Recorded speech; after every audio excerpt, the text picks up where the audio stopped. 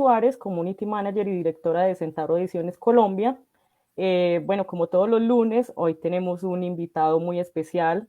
Él es John Emanuel Pérez Gómez, autor de Intangible. Y como siempre nos acompaña Gustavo Nieto Roa, nuestro director, director de Centauro Comunicaciones y director de Centauro Ediciones Colombia. Cuéntanos un poquito de dónde salió esa chispa poética tuya. Hay un filósofo contemporáneo, que no recuerdo el nombre, que decía que el mundo se divide en cuatro como elementos, por así decirlo, y uno de ellos es el místico, el divino. Yo creería que puede ser por ahí, ya que viene como una impulsividad, casi que nace de una necesidad, no como tal, como si yo hubiera tenido razones para escribir, sino que yo empecé a escribir y las razones después fueron llegando. Entonces, Claro, Manuel, te entendemos. ¿Y a qué edad que tú recuerdes comenzaste a expresarte poéticamente? pues bueno, ahí hay algo curioso y es que de hecho Intangible nace como que yo no soy poeta, sino yo soy un niño, ¿sí? Y los niños de por sí son poetas naturales. Hay unas cartas que escribe Riquel, ¿no? Son cartas a un joven poeta que dice que los poetas tienen que traducir todo como si fuera la primera vez que vieran cada cosa. Entonces es curioso porque podría decir que la poesía siempre estuvo, ¿no? Pero para ser más precisos en esta parte de, por lo menos, de ya poner algo en hojas, yo no lo recuerdo, pero mis compañeros de colegio sí. Y es más o menos a los 10 años yo ya llenaba las evaluaciones de poemas. Entonces yo contestaba las evaluaciones, pero escribía poemas detrás de todas las evaluaciones. Eso a los 10 años. Y Preguntándose eh, qué tendrá él de poeta que no lo, que no lo demuestre. Entonces, Por acá hay muchos buenos comentarios, no sé si los están viendo, pero dicen que es un niño genio. opa. maravilloso. Bueno, pasaremos a la historia por haber entrevistado a un niño genio, ¿no? Que a lo mejor dentro de unos años va a ser conocido como un gran poeta colombiano en sus 20 años y seguro que todos queremos escuchar una poesía tuya. Entonces te pregunto si prefieres que tú mismo, no, tú mismo, compártenos una de tus poesías que está publicada en el libro Intangible, John Emanuel. La vida es un prolongado crimen. Busco el perdón de la muerte, con los pastores que se atreven a ser tú, y los homicidas que osan ser el tiempo. Pero en el ego de la gente no te vi. La dosis del futuro ya no alcanza para calmar mi adicción al pasado. Busqué perdón en la ebriedad del alma y en la resaca del moribundo, pero en esa soledad no te vi. Fue al viento y los laberintos del aliento. Volé en las alas que son dos cuerpos, en la poligamia fragmentada en una mujer, pero en el amor no te vi. Vi los guerreros lidiar con el alba, fumé los cigarrillos que braman la luna, olí tu bálsamo en el vino, palpé la penuria de tu ausencia, pero en mis sentidos no te sentí. Supe que del sexo sin amor nacen los huérfanos, que el olvido es una anestesia, mas no el alivio, que las palabras surcan el delirio y la ilusión, y que en un suspiro hay más de 1000 miradas. Pero en todo mi conocimiento nunca te vi. Al dejar de vagar en el sencillo silencio, pensé sin buscar más respuestas. Quizás Dios también fue a buscar perdón y nunca más nos vio. ¿Cuál sería el próximo que nos compartirías? Listo, pues aquí aprovecho otro apartado para hablar del libro también y cómo está estructurado. Y bueno, yo empecé desde las generalidades como más intangibles, ¿no?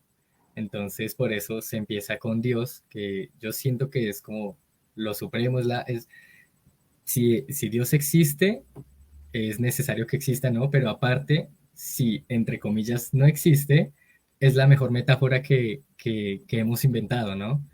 Entonces, después de Dios, para mí iría el amor. Entonces, aquí voy a leer un poema del amor y todo el libro está desde una generalización, o sea, como si estuviera jerarquizado de ideas cósmicas hasta lo más interno de mi ser. Entonces, empieza con Dios, el amor, la escritura, después va a la naturaleza, después de la naturaleza van poemas de amigos míos, de familiares, y después van a temas ya muy, muy personales, ¿no? Entonces empieza desde allá hasta abajo.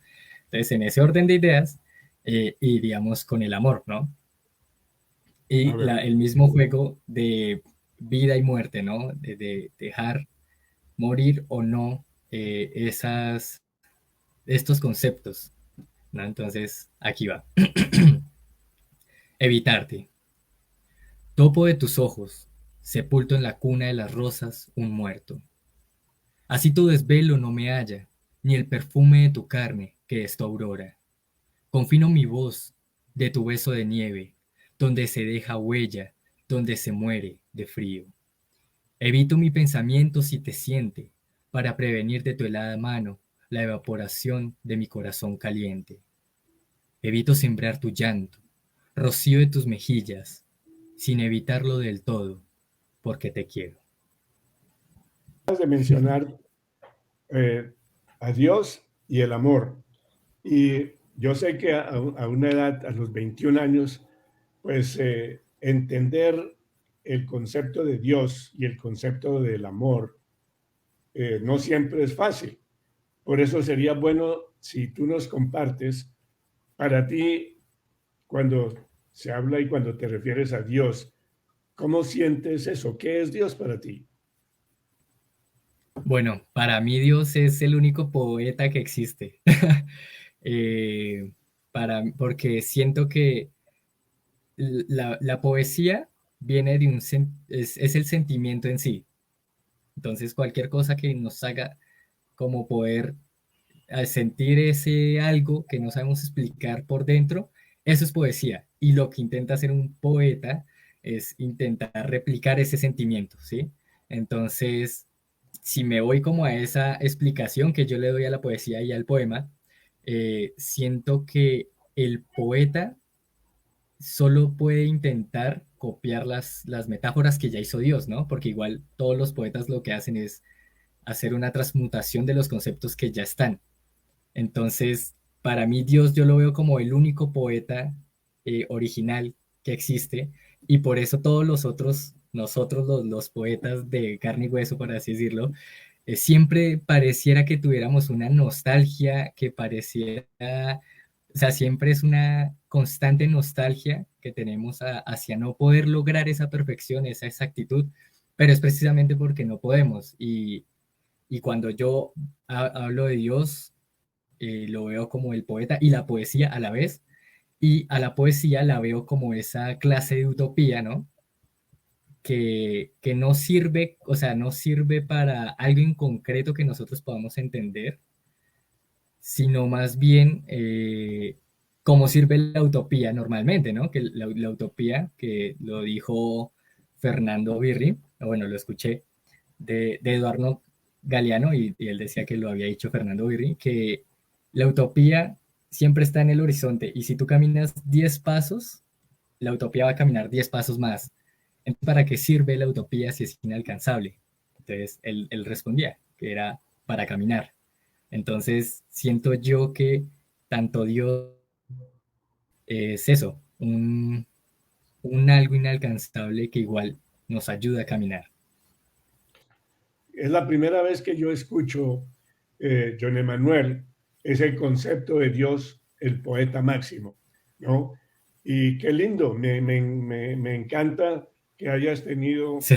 esta interpretación de Dios, que lo apliques a la poesía y que tú te sientas que eres expresión de de esa poesía que es Dios en total, ¿no? Qué lindo. Y también te referiste al amor. Entonces, ¿qué es el amor para ti? ¿Qué es el amor para mí? Uf, yo siento que el amor realmente es como las gafas, ¿sí? Como las gafas de todos los sentimientos. Entonces yo siento que es la manera en que se puede ver el mundo real. Entonces siento que todo parte como si el amor fuera un triángulo que le cae la luz, ¿no? De la realidad y evoca colores de fantasía, ¿no? Como el logo de Pink Floyd, no sé si lo han visto, pero básicamente así, eso sería para mí el amor y los prismas que lanza son el resto de sentimientos. Es como la felicidad es amor en menor medida, pero es amor. Digamos que el amor sería como el sentimiento puro, el sentimiento origen y todos los demás sentimientos que uno puede llegar a sentir es una descoloración, por así decirlo, del amor. Entonces, yo siento que es casi que todo lo que sentimos y pues todo lo que sentimos nos da la realidad, ¿no? Entonces, digamos, el odio es una manera de amar también y la manera de extrañar y todas esas cosas, emociones y sentimientos realmente es una difuminación del amor y que siempre igual intenta ir a su partida de origen, ¿no? Que sería ese todo, ese amor. Y obviamente también entrando en los temas de Dios, pues también para mí sería ese trozo de utopía que también nos lanzaron para poder caminarla, ¿no? Nos diste como una, una división en cuanto has agrupado tus poemas y bueno, entonces comenzaste con Dios, con el amor y ahora ¿qué sigue? Ahora seguiría la escritura, ¿no? Hay unos filósofos que es la filosofía analítica, si no estoy mal, que para ellos todo es lenguaje, porque las cosas que no tienen lenguaje como tal no existen para nosotros, ¿no?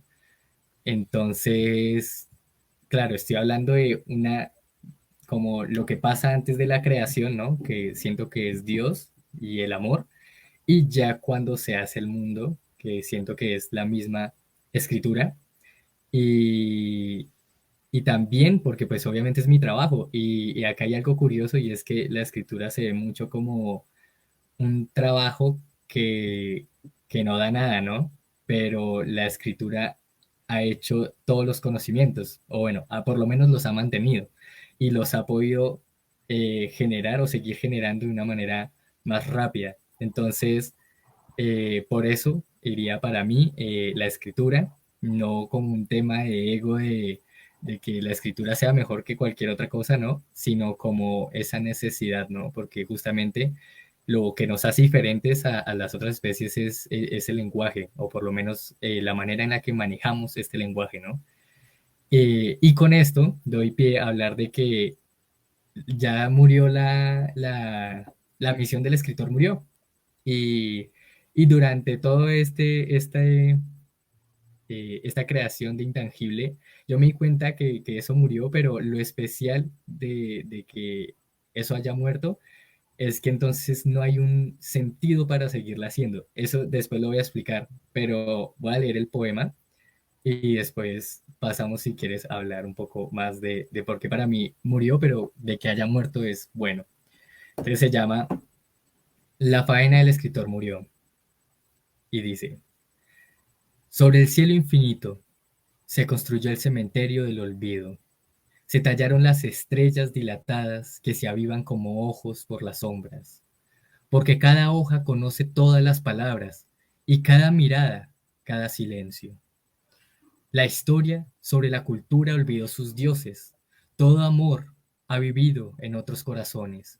Toda tierra hollada, cada monstruo del mar salió. Las calles por el hambre llenadas, cada loco alimentó la filosofía, cada pintor todo pintó, toda canción tocada. Ya Dios todo ha dicho, desde hace años la labor del escritor murió.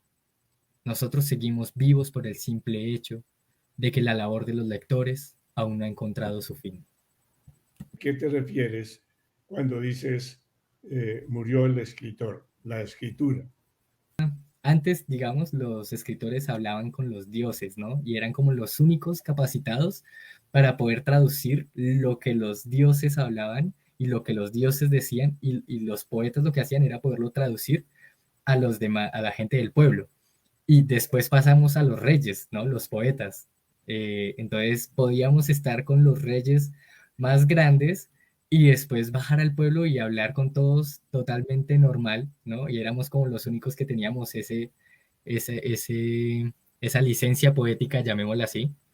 Pero actualmente, si uno le pregunta a cada escritor, ningún escritor tiene algo claro de por qué escriben, como si ellos pensaran que sí, que son la gente algo única. Y yo siento que todo el mundo puede ser escritor, pero pocas personas se atreven a hacerlo. Y lo que hace especial al escritor ahora es que no tenga algo especial como tal. Entonces, hay un poeta que se llama Mircea Cartarescu, que decía, por su falta de utilidad, la poesía es lo único incorruptible que existe. Entonces, eso es lo que me parece lindo, que esa utilidad se fue perdiendo hasta un punto que pareciera, ¿no? Que, que no hay nada ahí, pero es justamente todo lo contrario, porque estamos en una sociedad donde todo tiene que ser útil de alguna manera y útil económicamente. Si no es útil económicamente, no es útil. Entonces, en ese sentido, el escritor no sirve para esta sociedad, sirve para otras cosas, ¿no? Como para el alma, para el espíritu. También Mario Mendoza hablaba que admiraba al artista que invierte sus días perfeccionando una página y que es de esos poetas genuinos que le dan su intelectualismo al país y al mundo a cambio de nada. Entonces, esa nada es lo que a mí me llama la atención, no ir detrás de nada. Yo no voy detrás de fama, no voy detrás de dinero, voy detrás de la misma escritura. Lograr para mí una buena escritura es ser exitoso.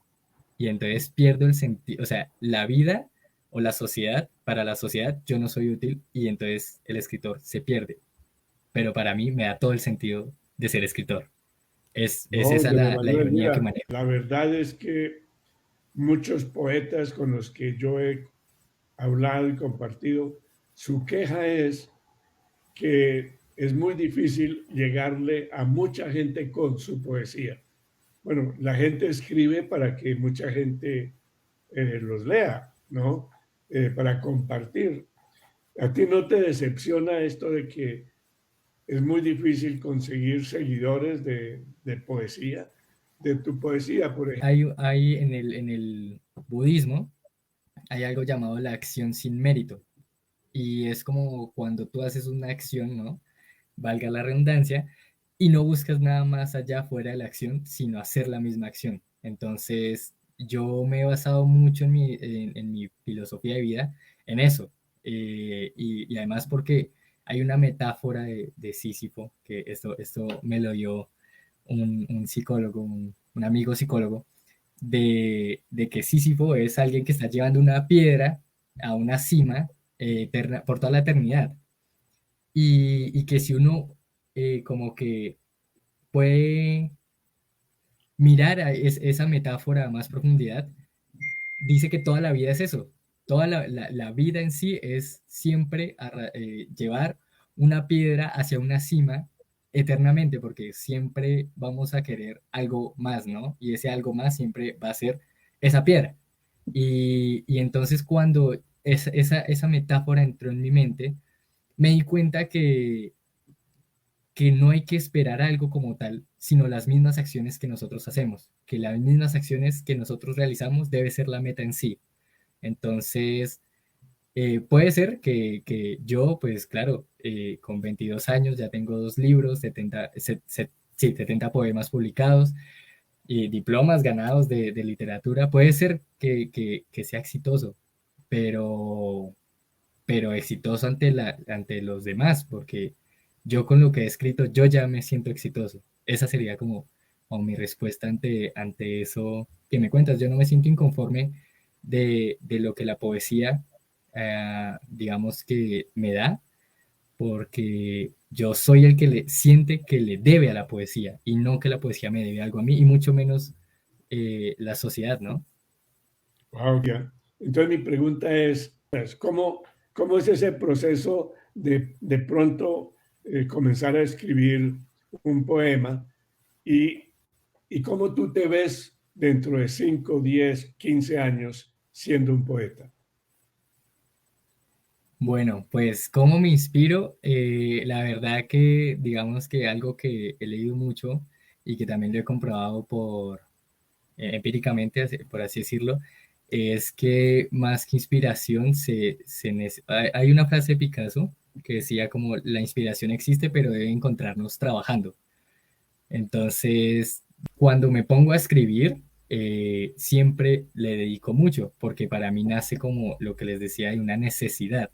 Entonces no es como que para mí sea que tengo que darle un tiempo o algo así, sino es como no tengo que escribir. Y cuando hago estos libros no salieron de la noche a la mañana, ¿no? Tienen 7 años, por lo menos Intangible tiene 8 años, y entonces es de mucho trabajo y cuando yo ya me pongo a decir, este no es el borrador, este ya va a ser el definitivo, siempre hago algo que no sé qué tan saludable sea, pero me encanta hacerlo y es desde que me despierto hasta que me acuesto, escribo y solo descanso para poder ir a comer. Más de la dedicación y la inspiración, sin embargo, sí me llega a aparecer. De hecho, me llega a aparecer mucho con mi mamá. Con los poemas de mi mamá para mí han sido los mejores que me han quedado. Y, y no sé, yo siento que es por ese mismo niño, ¿no? Yo creería que la inspiración viene cuando yo estoy viviendo mi vida normal y en un momento vienen los ojos de mi niño interior y entonces ya no veo los conceptos que todos los adultos tienen, sino estoy comenzando a ver, estoy volviendo a ver, mejor dicho, es como volver a nacer, no es como si mis ojos volvieran a aprender del mundo y creo que así es como llegaría la inspiración, pero soy más de dedicación porque la inspiración no siempre está a la mano. Me queda la curiosidad de conocerla. Si nos la puedes presentar, que está ahí, para que nos hable un poquito de ti, de la madre de tú como poeta, y que nos cuente ella qué piensa de ver a un hijo poeta, ¿no? ¿Será posible? Sí, claro, ella está aquí, no sé. Hola, Hola, Caterín, ¿cómo estás?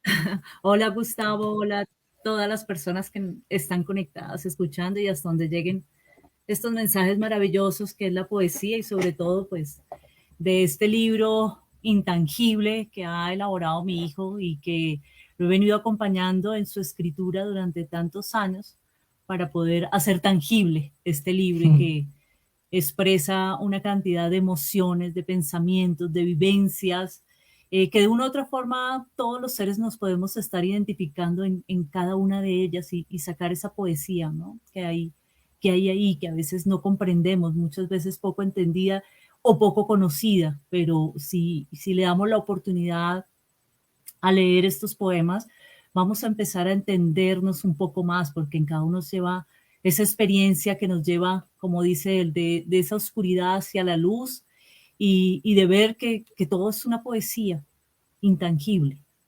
Bueno, te mencionó a ti como una fuente de inspiración porque tú también, según él, eres una poetisa. Entonces, ¿cómo es eso que tú también eres toda una creadora de poesía y qué tanto tú crees que eso ha influido en tu hijo? Bueno, yo creo que la poesía es todo lo que vivimos, compartimos un día a día. Tal vez no soy de las personas que me siento a escribir y para mí es admirable y él les comentaba la primera vez que él publica su poesía y yo pues lo acompañé un poco sin saber de toda la grandeza que podía conllevar esta primera experiencia y ver cómo todas las personas admiraban esa poesía que él había publicado y de ahí en adelante profesores y personas me decían que realmente él era una persona que tenía un futuro muy grande como escritor, como poeta. Bueno, Y y a través de cada una de sus publicaciones, y ahora que tenemos esta, que estamos aquí hoy alegres y contentos de poder tener ya a la mano para todas las personas. Veo en él siempre esa persona. Él dice que se inspira de mí, pero yo creo que él ha sido mi inspiración también. Todos mis hijos tienen algo que a uno como madre le inspiran en la vida, y yo creo que son los motores que me hacen ver la vida de una forma diferente, aunque ellos digan que soy yo. Y bueno, ya estamos llegando a nuestro fin de este encuentro y terminemos con una poesía tuya, John Emanuel, que quieras compartir para terminar nuestro encuentro. Listo, pues justamente, como les venía diciendo, esto es de un niño, ¿no? Y una de las cosas que yo siempre quise ser de niño y tal vez actualmente con la psicología es ser un héroe, ¿no? Y acá creo que este poema es uno de los que más tiene la idea de ese choque entre seguir soñando por ser un héroe o no, ¿no? Y se llama así: siempre quise ser un héroe. Nacer de la nada, de nadie, de nunca. Perderme en el mar para besar el hálito, beberlo como el guiste, y que le dé brillo a mis lágrimas. Regalar la luz y la sombra para dormir en los colores, sin aire, porque así uno aprende a morir. Regalar la fina costura de lo intangible, varias veces, para aprender a morir antes de mi muerte. Derribar los templos de los cuerpos para encontrar la fe en los ojos. Santificar las cosas con mi sangre en el puñal de una rosa. Existir cuando el sol se ahoga en las montañas, cortar las alas para saltar al precipicio de la soledad, para que regresen los termales que sacuden nuestra mente del cuerpo frío. Perder el corazón cuando el recuerdo es insuficiente, tener por sinónimo de vida al amor y que los poemas sean mi Biblia. Y brindar risas al ir perdiendo mis dientes, coleccionar todas las palabras de la esperanza, colorear todas las memorias de mi mente, hasta que el núcleo de la incertidumbre sea sometida a los más valientes latidos de un corazón cerrado al mundo, para que todos me dejen donde quieran y me abandone donde quiero. Desear un amor cuya alma ajena es tan errante que piense que ha caminado los mismos senderos solitarios de mis huellas. Ver en los ojos de las personas el amor de Dios con una entonación de esperanza y sentir en su corazón la castidad del alma con la más íntima intención de amar.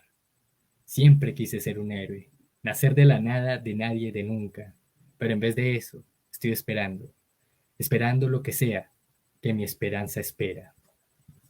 Bueno, muchas gracias por compartir con nosotros hoy. Gracias, Juliana, por organizar este live. Y nos podríamos quedar aquí hablando horas y horas, pero yo creo que ya habrán otras oportunidades en el futuro para que sigamos conversando, especialmente